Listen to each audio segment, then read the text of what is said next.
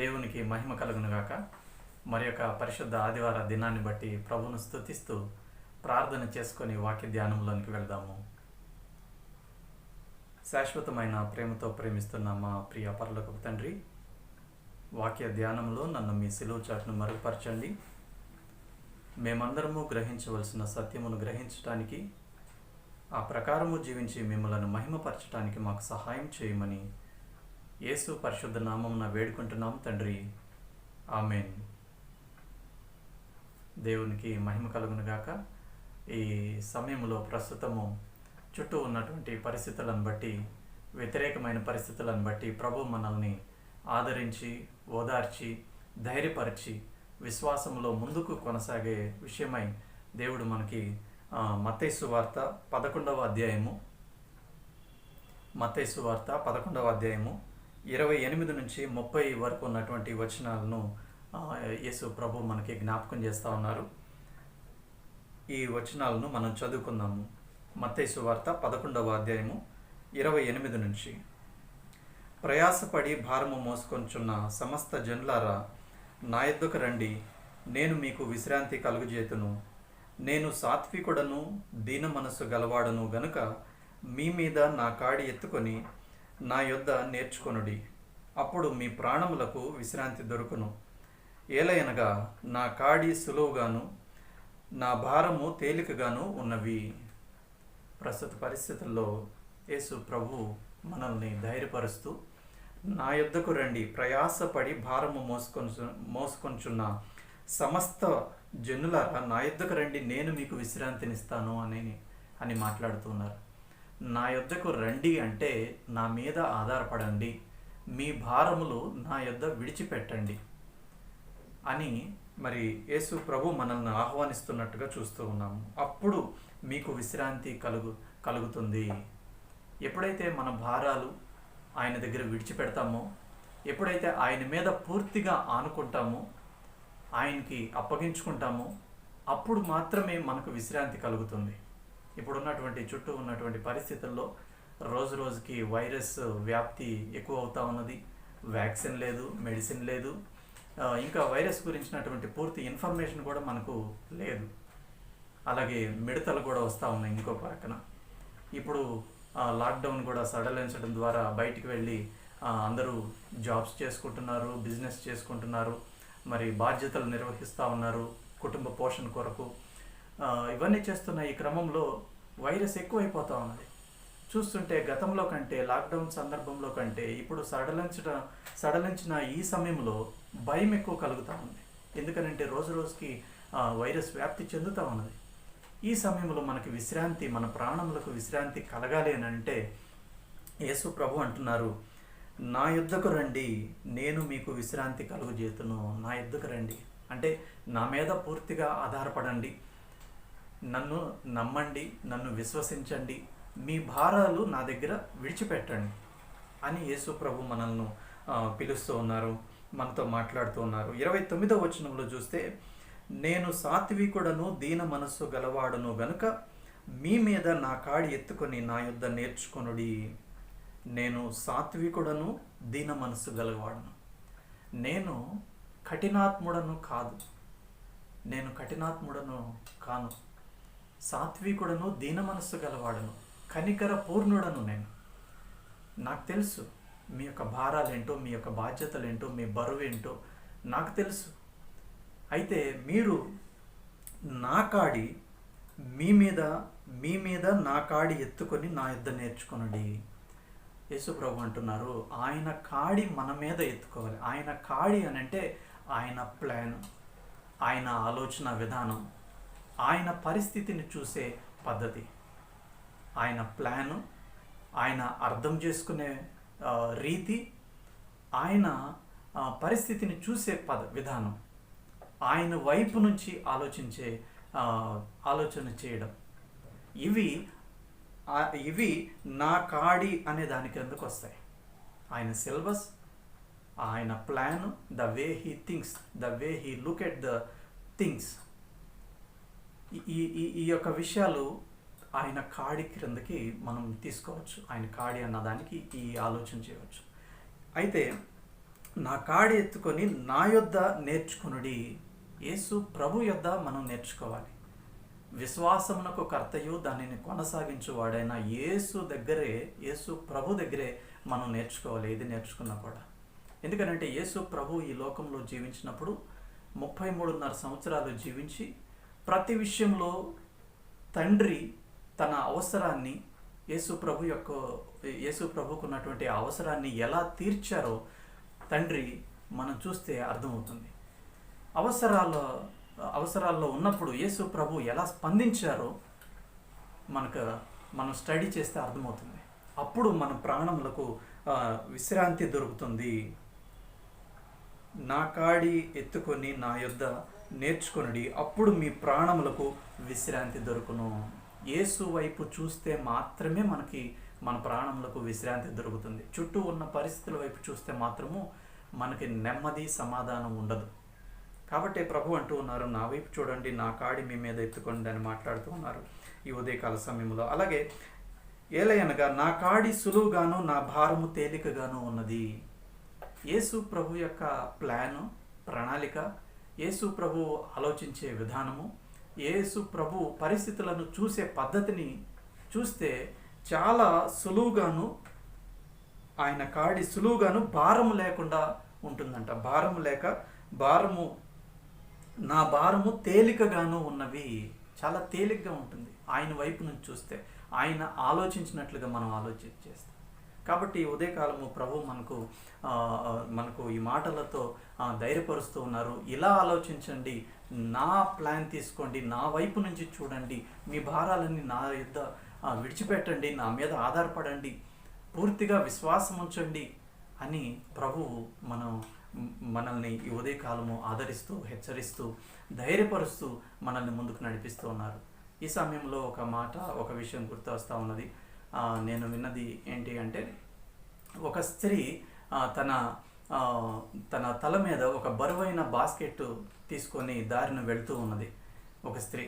అయితే దాన్ని చూసినటువంటి అటుగా వచ్చినటువంటి ఆ లారీని నడిపిస్తూ వచ్చాడు. అది చూసినటువంటి లారీ డ్రైవరు ఆమెకి లిఫ్ట్ ఇద్దామని ఆపి ఆమెకి లిఫ్ట్ ఇవ్వడం జరుగుతుంది. ఆమె వెనకాల ఆ ఖాళీగా ఉన్నటువంటి ఆ స్థలము, క్యాబిన్లో వెనకాల ఖాళీ స్థలంలో ఎక్కిన తర్వాత ఇతను డ్రైవ్ చేస్తూ ముందుకు వెళ్తూ ఉన్నాడు.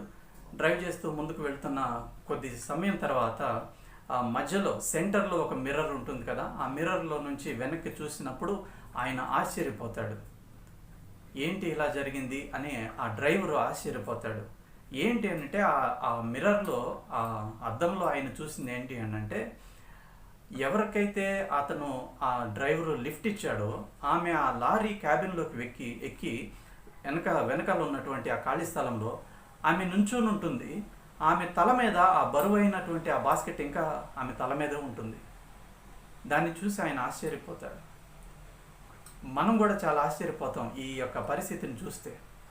ఆమెకి లిఫ్ట్ ఇస్తే ఆమె తల మీద ఉన్నటువంటి ఆ బరువైనటువంటి ఆ బాస్కెట్ని తీసి పక్కన పెట్టవచ్చు కదా. పక్కన పెట్టకుండా అందులో నుంచొని తన తల మీద ఇంకా ఆ బరువును మోస్తూనే ఉంది. ఒక విధంగా చూస్తే మనం కూడా మన యొక్క బరువు, బాధ్యతలు, మన యొక్క ప్రార్థన, విన్నపాలన్నీ కూడా దేవుని దగ్గరికి తీసుకుని వచ్చి దేవునికి దగ్గర విజ్ఞాపన చేస్తూ మరలా ఆ భారాలు మనమే మోస్తూ ఉంటాం. ఎంతో విచారం కదా. యేసు ప్రభు అంటున్నారు, నా యొద్దకు రండి, నా యొద్ద ఆ యొక్క భారాలన్నీ విడిచిపెట్టండి, నా కాడి మీరు తీసుకోనండి అని ప్రభు ఈ ఉదయకాల సమయంలో మాట్లాడుతూ ఉన్నారు. మనల్ని ఎంతో ధైర్యపరుస్తూ ఉన్నారు. ప్రతి భారము, ప్రతి చింత, విచారము ప్రభు దగ్గర విడిచిపెడదాం ఈ ఉదయకాల సమయంలో. ఆయన మనల్ని గురించి చింతించుచున్నాడు కాబట్టి మీ చింత యావత్తు ఆయన మీద వేయడి అని వాక్యంలో మనం చూస్తాము. ఆయన మన గురించి ప్రాణమే అర్పించాడు. మన పక్షముగా, మన తరపున మనము సిలువ ఎక్కాల్సింది బదులు యేసు ప్రభు మన తరపున మనల్ని తప్పించి, ఆ ఉగ్రత పాత్ర నుంచి తప్పించి యేసు ప్రభు మన పక్షాన సిలువ మీద తన ప్రాణం ఇచ్చాడు. సో ప్రాణమే పెట్టిన యేసు ప్రభువు పరిస్థితుల్లో పట్టించుకోడా, చేదు అనుభవాల్లో ఇప్పుడున్నటువంటి పరిస్థితుల్లో సహాయం చేస్తాడు. ఈ ఉదయకాలము ప్రభు మాట్లాడుతూ ఉన్నాడు. కాబట్టి ఎటువంటి భారం ఉన్నా, ఎటువంటి దిగులు, చింత, విచారం ఉన్నా చింతపడవద్దు. నా మీద ఆధారపడండి, నా యొద్ద విడిచిపెట్టండి మీ భారాలన్నీ. నా కాడి, నా నా యొక్క ప్రణాళిక, నా యొక్క ఆలోచన తీసుకోనండి. నా వైపు చూడండి, నా వైపు నుండి చూడండి పరిస్థితులను అని మనల్ని ధైర్యపరుస్తూ ఉన్నారు. కాబట్టి ఆ విధంగా ఆ మాటల మీద లక్ష్యం ఉంచుతూ, ఆ మాటలకు విలువనిస్తూ, మనము ప్రభువు మీద ఆధారపడుతూ మనము ముందుకు కొనసాగుదాము. With that note we will continue. అయితే ఇప్పుడు ఉన్నటువంటి పరిస్థితుల్లో ప్రభు రాకడ కొరకు మనము సిద్ధపడుతూ గత కొన్ని వారాలుగా ఎన్నో విషయాలు మనం నేర్చుకుంటూ ఉన్నాము.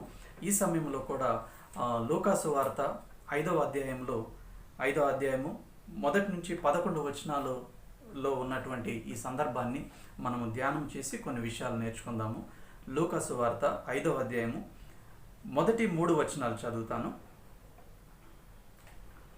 జనసమూహము దేవుని వాక్యము వినుచు ఆయన మీద పడుచుండగా ఆయన గెన్నేసరేతు సరస్సు తీరమున నిలిచి ఆ సరస్సు తీరముననున్న 2 దోణెలను చూచెను. జాలరులు వాటిలో నుండి దిగి తమ వలలు కడుగుచుండిరి. ఆయన ఆ దోణెలలో సీమోనుదైన ఒక దోణి ఎక్కి దరి నుండి కొంచెము త్రోయమని అతన్ని అడిగి కూర్చుండి దోణిలో నుండి జనసమూహములకు బోధించుచూ ఉండెను. యేసు ప్రభు సువార్తను ప్రకటిస్తూ ముందుకు వెళ్తున్నటువంటి ఆ క్రమంలో గన్నేసరేతు అనేటువంటి సరస్సు తీరమున బోధిస్తూ ఉన్నాడు. చాలామంది బహుజన సమూహము ఆయన వాక్యము వింటూ ఆయన మీద పడుతూ ఉన్న ఆ సందర్భంలో సీమోను పేతురు దోణి అక్కడ ఉన్నది. ఆ దోణిలో కూర్చొని సువార్తను ప్రకటిస్తూ బోధిస్తూ ఉన్నాడు. ఆ సందర్భంలో 4వ వచనము, ఆయన బోధించుట చాలించిన తరువాత నీవు దోణెను లోతునకు నడిపించి చేపలు పట్టుటకు మీ వలలు వేయుడని సీమోనుతో చెప్పగా, సీమోను, ఏలినవాడ, రాత్రి అంతయు మేము ప్రయాసపడితిమి గాని మాకేమీయో దొరకలేదు, అయినను నీ మాట చొప్పున వలలు వేతుమని ఆయనతో చెప్పెను. సీమోను పేతురుతో యేసు ప్రభు అంటూ ఉన్నారు, మీ దోణె తీసుకొని లోతుగా నడిపించండి, వలలు వేయండి అని అన్నప్పుడు సీమోను పేతురు అంటున్నాడు, ఏలినవాడ, రాత్రి అంతయు మేము ప్రయాసపడితిమి కానీ మాకేమీ దొరకలేదు, అయినను నీ మాట చొప్పున వలలు వేతుమని చెప్పాను. రాత్రంతా వీరు ప్రయాసపడ్డారు కానీ ఏమీ దొరకలేదు. అప్పుడున్నటువంటి వారున్నటువంటి పరిస్థితి ఏమిటి అంటే, రాత్రి అంతా ప్రయాసపడిన కారణాన్ని బట్టి వారి యొక్క శరీరము అలసిపోయింది. భౌతికంగా చాలా అలసిపోయినటువంటి పరిస్థితిలో ఉన్నారు వారు ఇక ఇంటికి వెళ్ళి రెస్ట్ తీసుకునే సమయం అది, రెస్ట్ తీసుకునేటువంటి పరిస్థితి అది.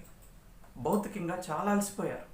అలాగే మానసికంగా కూడా నిరుత్సాహంగా ఉన్నారు. ఎందుకంటే రాత్రంతా ప్రయాసపడ్డారు కానీ ఏమీ పట్టలేదు. ఏమైనా పడితే కదా ఇంటికి తీసుకొని వెళ్ళి వాటిని అమ్మి, ఆ చేపలను అమ్మి వాళ్ళ అవసరాలను తీర్చుకొని మరి ముందుకు కొనసాగేది. ఏమీ పట్టలేదు. మానసికంగా నిరుత్సాహంగా ఉన్నారు, భౌతికంగా అలసిపోయి ఉన్నారు. తర్వాత వారు రాత్రంతా పట్టడానికి ప్రయాసపడ్డారు కానీ ఏమీ దొరకలేదు. అయితే వారికి చాలా అనుభవం కూడా ఉన్నది.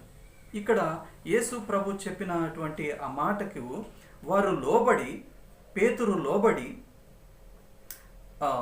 5వ వచనం మరలా చదువుకుందాం. సీమోన్ ఏమంటున్నాడంటే, ఏలినవాడ, రాత్రి అంతయు మేము ప్రయాసపడితిము కానీ మాకేమీ దొరకలేదు, అయినను నీ మాట చొప్పున వలలు వేతుమని ఆయనతో చెప్పెను. వీరికి ఇది కొత్త కాదు, ఫిషింగ్ అనేది కొత్త కాదు, చేపలు పట్టడం కొత్త కాదు. గతంలో కూడా వారు చిన్నప్పటి నుంచి చేపలు పట్టేవారే, ఎంతో అనుభవం ఉన్నది. ఒక్కొక్కసారి దొరకపోవచ్చు, అంత మాత్రం చేత వారికి ఉన్నటువంటి అనుభవాన్ని కొట్టివేయడానికి లేదు.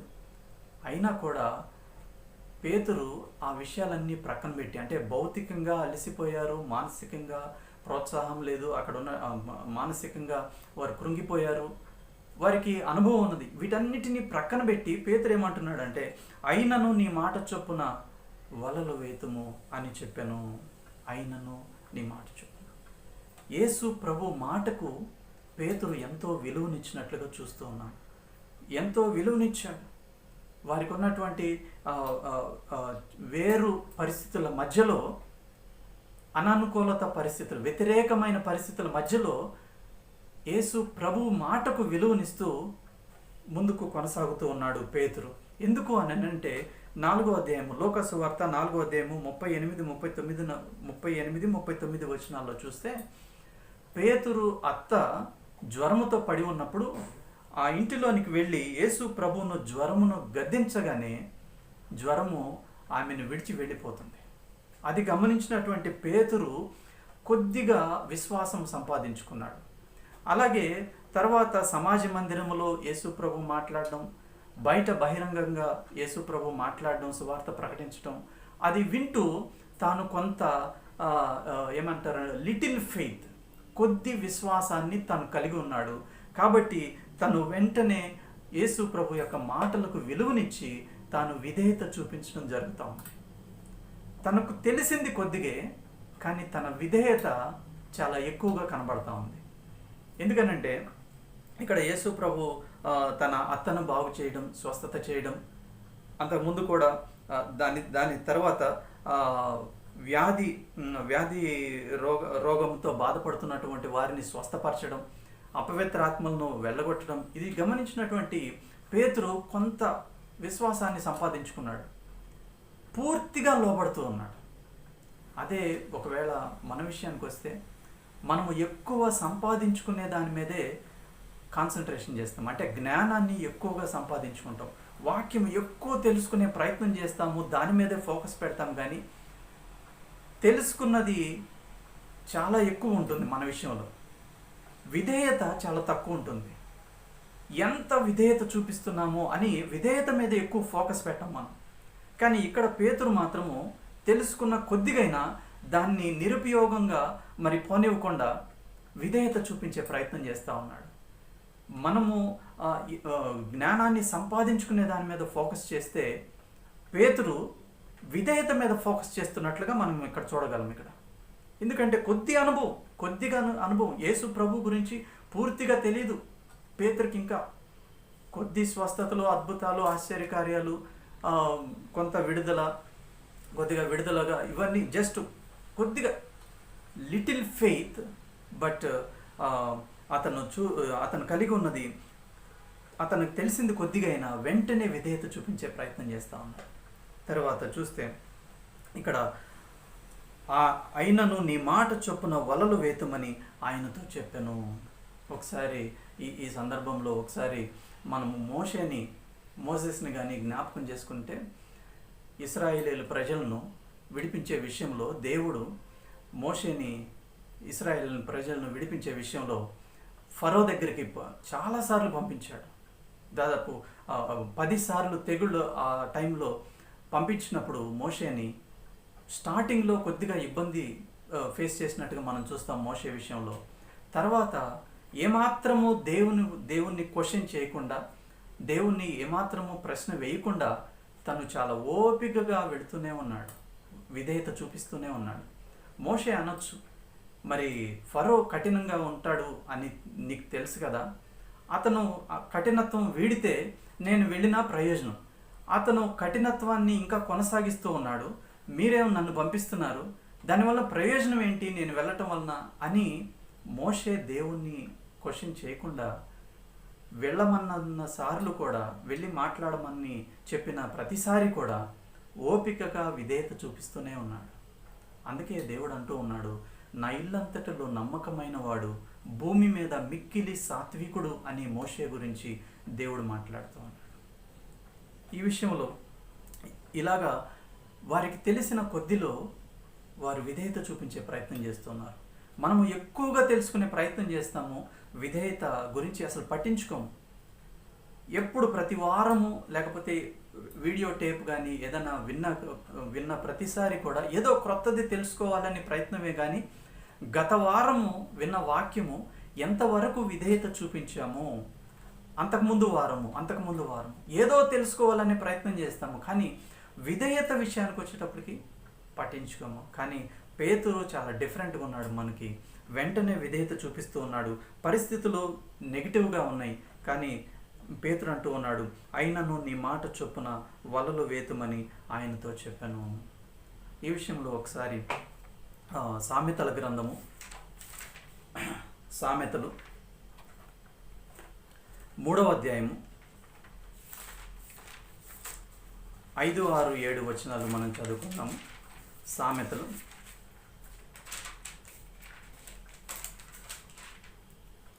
సామెతలు 3వ అధ్యాయము 5 నుంచి 7 వచనాలు చదువుకుందాము. నీ స్వబుద్ధిని ఆధారం చేసుకొనక నీ పూర్ణ హృదయముతో యెహోవా యందు నమ్మిక ఉంచుము. నీ ప్రవర్తన అంతటి యందు ఆయన అధికారమునకు ఒప్పుకొనుము. అప్పుడు ఆయన నీ త్రోవలను సరళము చేయును. నేను జ్ఞానిని కదా అని నీవు అనుకొనవద్దు. కరెక్ట్గా ఈ మాటలకు అద్దం పట్టినట్లుగా ప్రవర్తిస్తూ ఉన్నాడు పేతురు. తన స్వబుద్ధిని ఆధారం చేసుకొనటం లేదు. పూర్ణ హృదయముతో యేసు ప్రభు మీద నమ్మకం ఉంచుతున్నాడు.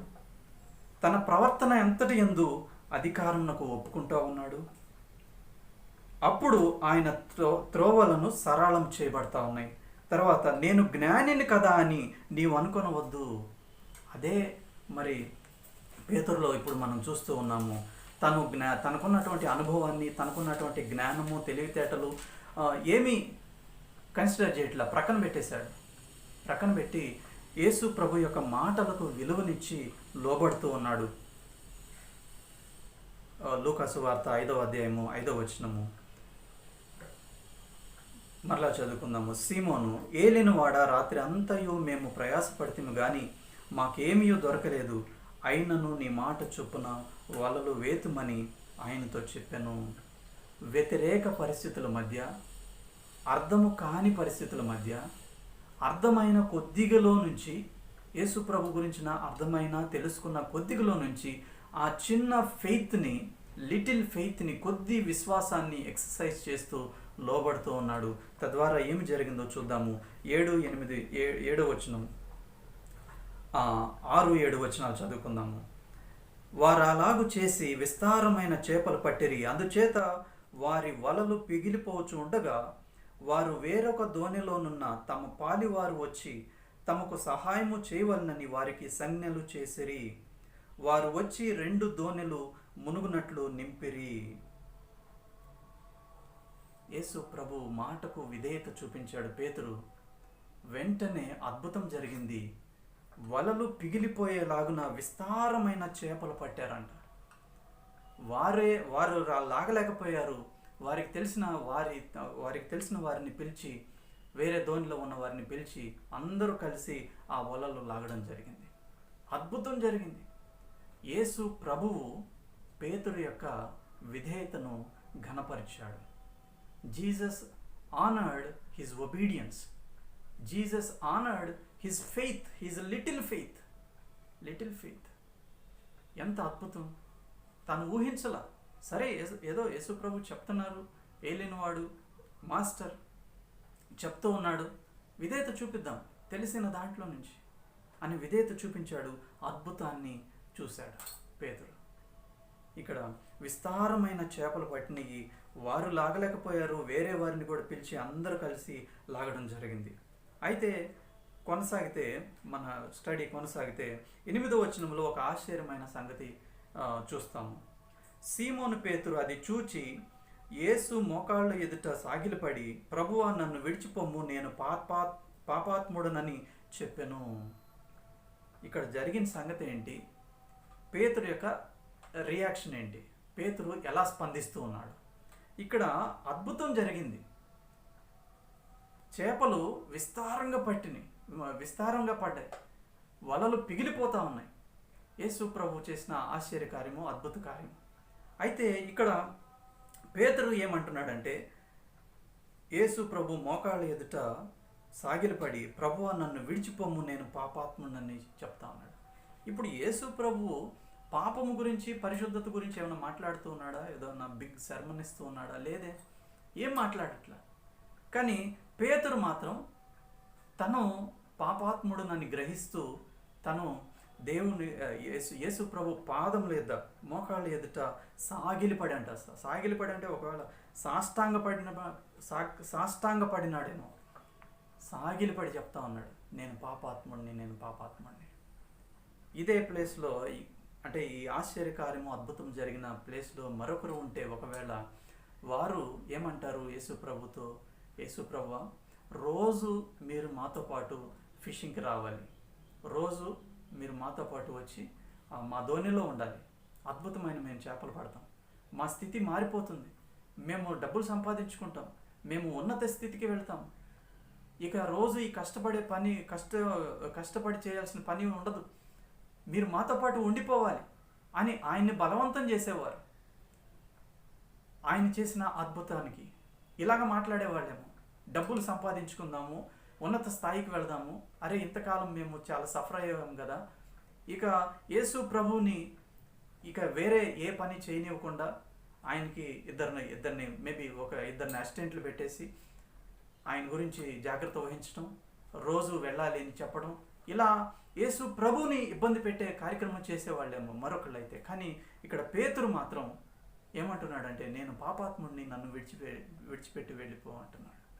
ఎందుకు అంటున్నాడు అంటే 4వ అధ్యాయము 34వ వచనంలో కూడా చూస్తే, అంతకుముందు అపవిత్రాత్మ పట్టినటువంటి దయ్యము పట్టినటువంటి ఒక వ్యక్తిని యేసు ప్రభు బాగు చేసే సందర్భంలో ఆ దయ్యము పట్టినటువంటి ఆ వ్యక్తి మాట్లాడే మాట 34వ వచనము, నజరేయుడు అయిన యేసు, మాతో నీకేమి, మమ్ము చేయవచ్చితివా, నీవెవడవో నేనెరుగుదును, నీవు దేవుని పరిశుద్ధుడు అని బిగ్గరగా కేకలు వేశాను.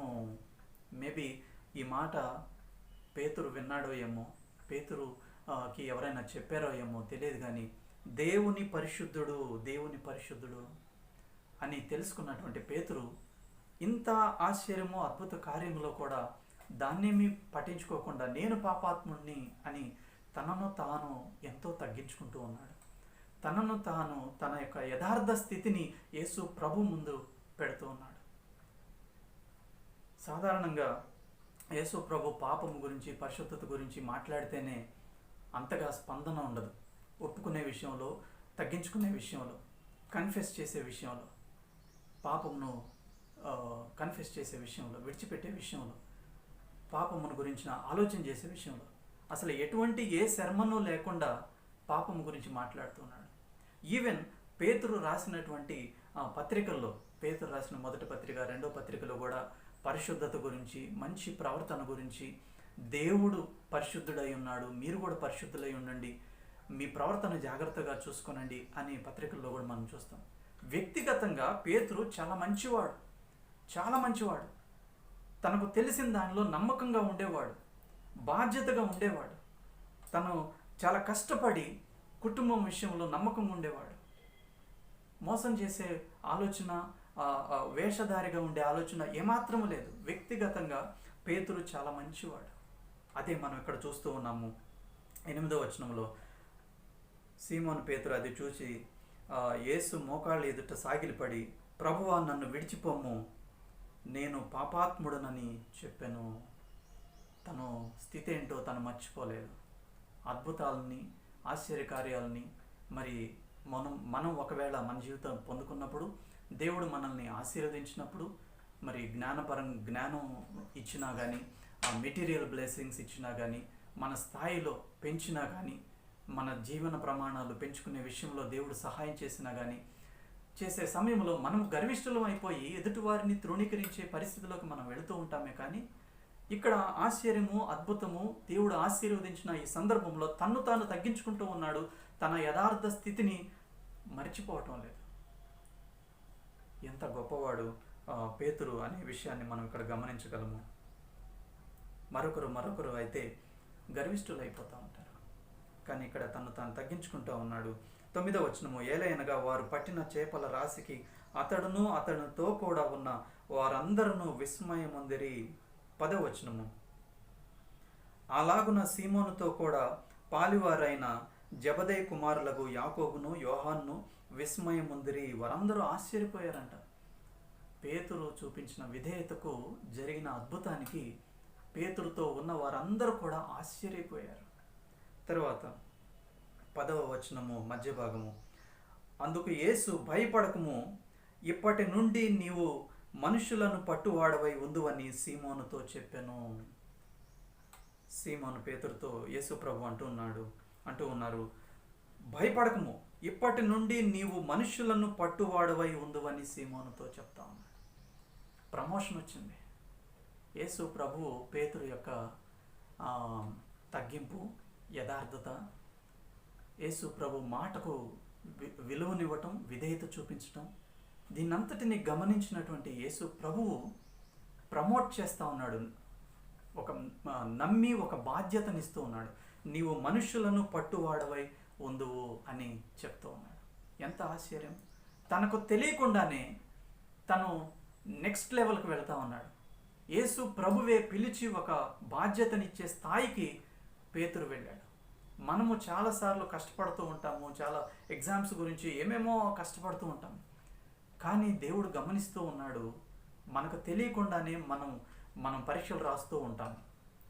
ప్రతి చిన్న విషయంలో మనకు ఇవ్వబడిన దాంట్లో మనం నమ్మకంగా ఉంటూ, ఎవరు చూసినా చూడకపోయినా, ఎవరు ఏకీభవించినా ఏకీభవించకపోయినా, మనం వాక్యము తెలుసుకున్న కొలది లోబడుతూ ఉంటాము. దాన్ని దేవుడు గమనిస్తాడు.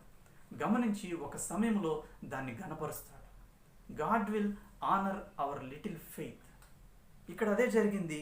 మరి తెలీదు, తనకు నమ్మి బాధ్యతను కూడా అప్పగిస్తాడని తనకు తెలియదు, అనుకోలేదు, ఊహించని పరిస్థితి.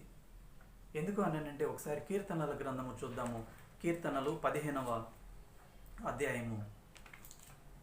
కీర్తనలు 15వ అధ్యాయము మొదటి 2 వచనాలు చదువుకుందాము. యెహోవా, నీ గుడారములో అతిథిగా ఉండదగిన వాడెవడు? నీ పరిశుద్ధ పర్వతము మీద నివసింపదగిన వాడెవడు అని ప్రశ్న వేస్తూ ఉన్నప్పుడు 2వ వచనము సమాధానంగా ఉంటూ ఉన్నది. యథార్థమైన ప్రవర్తన కలిగి నీతిని అనుసరించుచు హృదయపూర్వకంగా నిజము పలుకువాడే. ఇదే ఇక్కడ కనబడతా ఉన్నది. ఇతను ప్రమోట్ చేయబడటానికి, నమ్మి ఒక బాధ్యతను అప్పగించడానికి కారణము ఏమైంది అని అంటే, పేతురులో ఉన్నటువంటి యథార్థమైన ప్రవర్తన, నీతిని అనుసరించుచు హృదయపూర్వకముగా వేషధారణ లేకుండా నిజము పలుకుతా ఉన్నాడు. అతడే యోగ్యుడు అని మనం చూస్తూ ఉన్నాం. ఇక్కడ దేవుని పరిశుద్ధ స్థలములో ఉండాలి అని అంటే వ్యక్తిగతంగా మనలో ఈ విషయాలు ఉండాలి. తగ్గింపు ఉండాలి, యథార్థత ఉండాలి. యేసు ప్రభు గురించి, వాక్యం గురించి తెలుసుకున్న కొలది లోబడుతూ ఉండాలి. ఎప్పుడు మనం ఫోకస్ చేసేది ఏదో తెలుసుకోవాలి అనే ప్రయత్నమే కానీ తెలుసుకున్నది ఎంతవరకు ఆచరించాము, ఎందుకు ఆచరించలేకపోతూ ఉన్నాము, ఎక్కడ ప్రాబ్లం ఉన్నది అని మనల్ని మనం చెక్ చేసుకోము మనం. కానీ ఇక్కడ మాత్రము పేతురు విషయంలో ఎప్పటికప్పుడు లోబడుతూ ఉన్నాడు. నెక్స్ట్ లెవెల్కి ప్రమోట్ చేయబడ్డాడు. ఆ పేతురుకు ఉన్నటువంటి ఆ చిన్న విశ్వాసము ఘనపరచబడింది. Jesus honoured his little faith. అది అంటే ఎవరు గమనించట్లేదు, తోటివారు గమనించట్లేదు, ఈవెన్ తనకు కూడా తెలియదు. యేసు ప్రభు గమనిస్తూ ఉన్నాడు. తనకు తెలిసిన దాంట్లో లోబడుతూ ఉన్నాడు. ఎవరిని పట్టించుకోవట్లేదు, యథార్థంగా ఉంటున్నాడు, నమ్మకం ఉంటున్నాడు.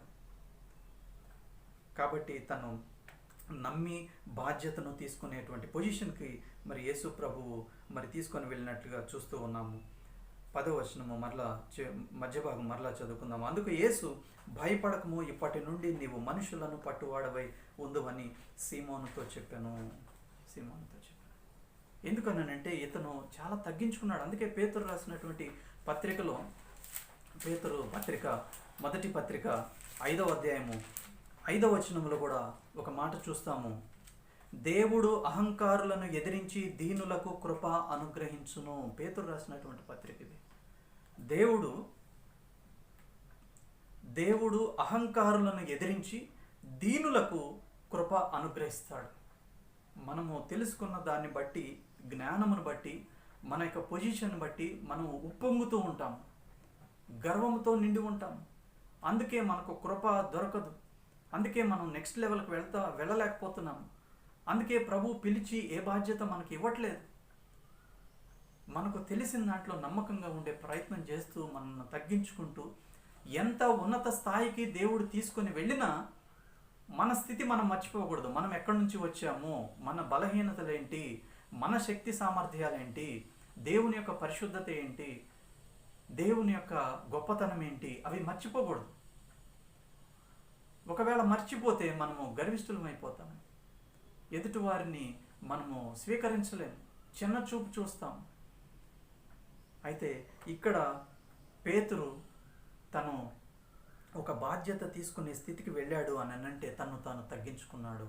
దేవుడు అహంకారులను ఎదిరించి దీనులకు కృప అనుగ్రహించును. పేతురు రాసినటువంటి పత్రికలో మాటే ఆ మాట. తర్వాత లూకా సువార్త 5వ అధ్యాయము 11వ వచనములో, వారు దోణెలను దరికి చేర్చి సమస్తమును విడిచిపెట్టి ఆయనను వెంబడించిరి. పేతురు యొక్క విధేయత ద్వారా జరిగినటువంటి అద్భుతము తన స్నేహితులు చూశారు, తన తోటి వారు కూడా చూశారు. వారు కూడా విస్మయం ఉంది, వారు కూడా విశ్వాసంలోనికి వచ్చేదానికి పేతురు యొక్క విధేయత కారణమైంది. వారు దీవెన పొందుకోవడానికి, వారు ఆశీర్వదించబడటానికి పేతురు యొక్క విధేయత కారణమైంది. మనకు తెలియకుండానే మన విధేయత ఎదుటి వారికి ఆశీర్వాదకరంగా దేవుడు మారుస్తాడు. మనము ఎవరో మనతో ఏకీభవించలేదని, మన అవసరాలు తీరలేదని, లేకపోతే మనం మిగతా లోక సంబంధమైన ఆచార సాంప్రదాయ విషయాల మీద ఆధారపడుతూ వాటి వెంబడి పరిగెత్తుతూ మనకు తెలిసిన దాంట్లో నుంచి విధేయత చూపిస్తున్నామా లేదా అనే ఆలోచన లేకుండా ముందుకు కొనసాగుతూ ఉన్నటువంటి సందర్భంలో అందుకే మనకి ఎటువంటి అద్భుత ఆశ్చర్య కార్యాలు జరగట్లేదేమో. మనము ఒంటరిగా ఉన్నా, నలుగురిలో ఉన్నా, మన తలంపుల్లో, మన అంతరంగములో, ప్రతి విషయంలో, మనకి ఇవ్వబడినటువంటి రిసోర్సెస్ విషయంలో, మనము ఇంటిలో ఏ పొజిషన్లో ఉన్నా, ఒకవేళ భార్యగా ఉన్నా, భర్తగా ఉన్నా, తండ్రిగా ఉన్నా, తల్లిగా ఉన్నా, పిల్లలుగా ఉన్నా, మరి ఆఫీసులో బాస్గా ఉన్నా, లేకపోతే సబార్డినేట్గా ఉన్నా, బిజినెస్లో కానీ ఎక్కడ ఉన్నా కూడా యేసు ప్రభు మనల్ని చూస్తూనే ఉన్నారు.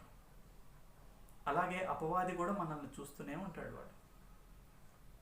కాబట్టి మనం నమ్మకత్వాన్ని కోల్పోకూడదు. ఎవరు చూడలేదు కదా అని మనం ఇష్టానుసారంగా ఉంటే ఆశీర్వాదాలను కోల్పోయేటువంటి పరిస్థితి ఉంటుంది. ఇక్కడ ఎవరు పేతుర్ని ప్రోత్సాహపరచలేదు. పేతుర్ని యేసు మాటలకు విధేయత చూపించని ఎవరు పేతురికి ప్రత్యేకంగా చెప్పలేదు. తనంతట తాను వాలంటరీగా ఇష్టపడి, in spite of all difficulties, different situations, ఆయనకి చాలా విషయాలు తెలిసినప్పటికీ కూడా వ్యతిరేకతల మధ్య అయినను నీ మాట చొప్పున మేము వలలు వేతుమని చెప్పినటువంటి ఆ మాట, ఆ విధేయత ఎంత ఆశీర్వాదం తీసుకుని వచ్చిందో చూడండి పేతురు లైఫ్లో. నీవు మనుషులను పట్టువాడవై ఉందని తనని అపాయింట్ చేయడం జరిగింది. కాబట్టి ఈ సమయంలో మనల్ని గురించి మనం ఎగ్జామిన్ చేసుకుందాం. ప్రతి వారము ఏదో క్రొత్తది వినాలి. లేకపోతే ఏ టేప్ విన్నా, ఎక్కడికి వెళ్ళినా ఏదో వినాలనే ఆలోచనే కానీ మంచిదే, అది తప్పు పట్టట్లేదు, అది మంచిదే. కానీ విన్నది ఎంతవరకు విధేయత చూపించాము? పేతురు విన్నది కొద్దిగే. మేబీ మనం విన్నన్ని సెర్మన్స్ ఒకవేళ ఆ టైంలో అప్పటికి వినలేదేమో. పేతురు యేసు ప్రభు పరిచర్య మొదలుపెట్టి ముందుకు వెళుతున్న ఆ క్రమంలో అప్పుడే కొద్ది దినాలే అయింది. ఆ కొద్ది దినాల్లో మరి ఎన్ని దినాలు పేతురు యేసు ప్రభు దగ్గర మాటలు విన్నారు, యేసు ప్రభుని గురించి విన్నారు, కళ్ళారా చూశారు, చాలా కొద్ది విషయాలు.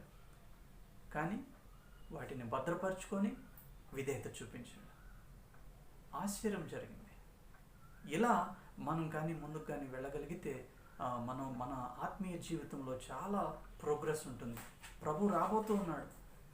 మనల్ని ఎవరన్నా పాయింట్అవుట్ చేసి, ఎవరన్నా ఇదిగో నీలో ఈ తప్పు ఉంది, ఇదిగో ఇది కరెక్ట్ చేసుకునే అనే పర్యంతము మనం ఒప్పుకోము.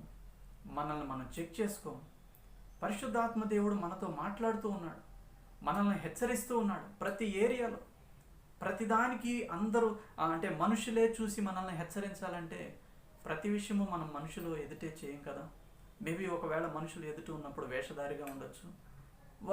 వారు ఏమనుకోవచ్చు, ఇతను బాగానే ఉన్నాడు, ఈమె బాగానే ఉన్నదని కరెక్షన్ కూడా ఇవ్వకపోవచ్చు. కానీ పరిశుద్ధాత్మ దేవుడు మన ఇన్ అండ్ అవుట్ తెలిసినవాడు. ఆయన మాట్లాడుతూ ఉండగా మనం స్పందించి లోబడుతూ ఉంటే ఆశ్చర్య కార్యాలు, అద్భుత కార్యాలు మరి పరిశుద్ధాత్మ దేవుడే నమ్మి ఒక బాధ్యతను ఇచ్చే స్థాయికి మనం వెళతాం. కాబట్టి ఈ యొక్క పాఠం నేర్చుకుంటూ మనం విశ్వాస జీవితంలో ముందుకు వెళ్దాం. ప్రభు రాబోతూ ఉన్నాడు ప్రతి విషయంలో. ఇప్పుడు ఎటువైపు చూసినా కూడా భయము, ఆందోళన, విచారం తప్పితే ఏమీ లేదు. విశ్వాసమునకు కర్తయు దానిని కొనసాగించేవాడైన యేసు వైపు చూస్తేనే మాత్రమే లిటిల్ బై కొద్ది కొద్దిగా విధేయత చూపిస్తూ మనం చాలా విషయాలు బైబిల్ గురించి డిస్కషన్ పెట్టుకుంటూ ఉంటాము. ఏవో రెవల్యూషన్ తెలుసుకోవాలి, బైబిల్లో రాయబడినవి మధ్యలో స్కిప్ అయినవి కానీ ఏమేమో తెలుసుకోవాలని ప్రయత్నం చేస్తాము. కానీ తెలుసుకున్న దాంట్లో ఎంతవరకు విధేయత చూపిస్తున్నాము? ఆ ప్రశ్న వేసుకొని ముందుకు కొనసాగుదాము. ప్రార్థన చేసుకుందాము. శాశ్వతమైన ప్రేమతో ప్రేమిస్తున్న మా ప్రియ పరలోక తండ్రి, ఈ సమయంలో పేతురు మీ దగ్గర విన్నది కొద్దిగే, ఆ కొద్దిగలో నూరంతలుగా విధేయత చూపించాడు. పరిస్థితులు ఏమై ఉన్నా వ్యతిరేక పరిస్థితుల మధ్య విధేయత చూపించాడు. అద్భుతం చేశారు మీరు. అతన్ని ఆ చిన్న విశ్వాసమును, ఆ విధేయతను ఆశీర్వదించారు, ఘనపరిచారు. ప్రభా, ఈ విషయం మా ముందు ఉంచి మమ్మల్ని హెచ్చరించినందుకు మీకు స్తోత్రాలు. అనేక పర్యాయములు మేము దారి తప్పిపోయేవారుగా ఉన్నాము. మమ్మల్ని హెచ్చరించి మమ్మల్ని మరలా విశ్వాసంలో పురికొల్పుతూ ఉన్నందుకు మీకు స్తోత్రాలు చెల్లిస్తూ ఉన్నాం నాయన. ప్రేమించి హెచ్చరికలు ఇస్తూ ఉండగా ఈ మాటల యందు లక్ష్యం ఉంచడానికి మాకు సహాయం చేయండి. పేతురు వలె మేము విధేయత చూపించి అద్భుతాలు, ఆశ్చర్యకార్యాలు, అలాగే అనేకులు మా విశ్వాసము ద్వారా, మా విధేయత ద్వారా మీ వైపు చూసి మీలో స్థిరపడేటువంటి పరిస్థితిలోకి మేము ఉండటానికి, మేము వారిని నడిపించడానికి మాకు సహాయం చేయమని మమ్మల్ని మీ చేతులకు అప్పగించుకుంటూ యేసు పరిశుద్ధ నామములో వేడుకుంటున్నాం తండ్రి. ఆమేన్. దేవుడు మిమ్మల్ని దీవించునుగాక. ఆమేన్.